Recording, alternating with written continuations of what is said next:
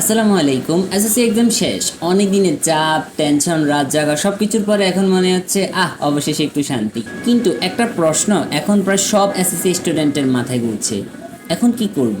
সারাদিন mobile game, ঘুম, নাকি ভবিষ্যতের জন্য কিছু ইম্পর্টেন্ট স্কিল শেখা? দেখো, এসএসসি শেষ মানে জীবন শেষ না, বরং এটা তোমার জীবনে নতুন একটা চ্যাপ্টারের শুরু।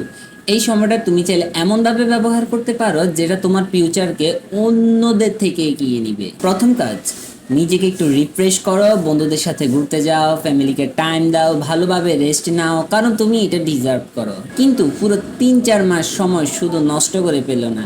এই সময়টা তুমি নতুন স্কিল শিখতে পারো, যেমন video editing, graphic design, AI tools ব্যবহার, বেসিক ফ্রিল্যান্সিং, ইংলিশ স্পিকিং, অথবা কলেজের আগে বেসিক কিছু প্রিপারেশন। বিশ্বাস করো, এখন যারা স্কিল শিখতে শুরু করবে 2-3 বছর পরে তারাই সবচেয়ে এগিয়ে থাকবে। আর একটা ইম্পর্টেন্ট কথা, নিজেকে অন্যদের সাথে কম্পেয়ার করা বন্ধ করো।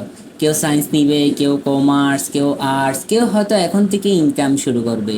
সবারই জার্নিটা আলাদা। তুমি শুধু নিজের ইমপ্রুভমেন্টের দিকে ফোকাস করো, কারণ তোমার হাতে সময় আছে, আর এই সময়টাই ফিউচার চেঞ্জ করতে পারে। মনে রাখবে, এসএসসি শুধু একটা এক্সাম, তোমার রিয়েল লাইফ শুরু হচ্ছে এখন থেকে।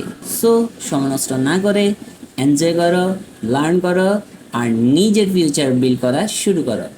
আল্লাহ হাফেজ।